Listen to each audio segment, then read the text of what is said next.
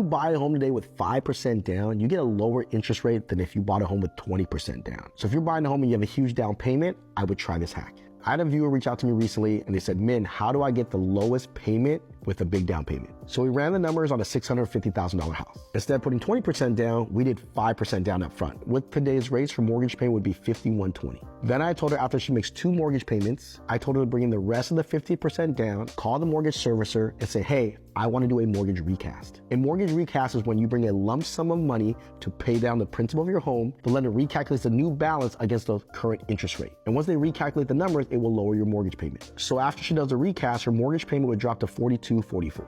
But let's say she didn't do this and she wanted to go 20% down upfront. With today's current interest rate, her mortgage payment would be $43.76. And then she says, it's not such a big difference, man. I don't want to go through all these loopholes. I'm like, well, let's check this out. Let's compare how much you're going to save in 30 years. Let's say she did the first route. She went 5% down, then she brought in the 15% and did a recast. Total interest in 30 years is about $725,000. But if she went the route of putting 20% down upfront, she would pay $773,000 in interest. So that's about a $50,000 difference in interest. So she's like, all right, I'll do the loophole.